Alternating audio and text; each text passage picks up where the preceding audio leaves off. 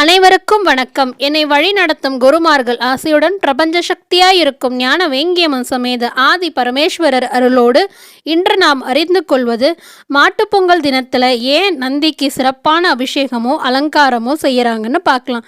இதை 2 விதமாக கூறுறாங்க. நம்மளோட உணவுக்காக நம்ம இன்றியமையாத ஒரு தெய்வமாக பார்க்கப்படுறது பசுவை தான்.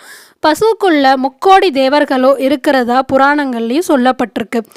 இன்றைக்கும் நம்மோட அன்றாட வாழ்க்கையில் நம்ம பசுவை வணங்கிட்டு தான் எல்லா விதமான செயல்களையும் நம்ம செய்ய முற்படுகிறோம்.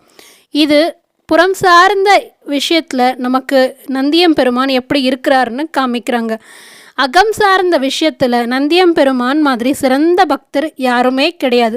அவரை போல இன்றைக்கும் பஞ்சாட்சர மந்திரத்தை அத்தனை முறை சொன்னவங்க யாருமே இல்லைன்னு புராணங்களில் சொல்லப்படுது.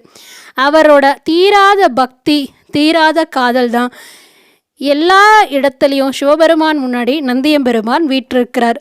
நந்தியம்பெருமானை கடக்காம நம்மளால் இறைவன் சிவபெருமானை வணங்க முடியாது.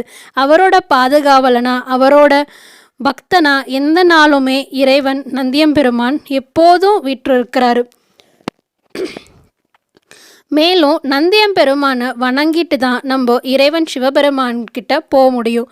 நந்தியம்பெருமானோட அனுமதி இல்லாமல் இவையெல்லாம் நடக்காது.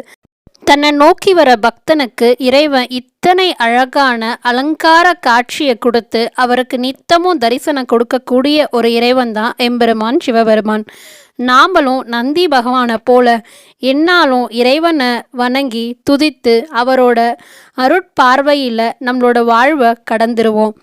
அவரை போல நாமளும் தூய்மையான பக்தியை இறைவனிடத்தில் செலுத்தி மேலான நிலையை அடைவோம். நன்றி. சிவா.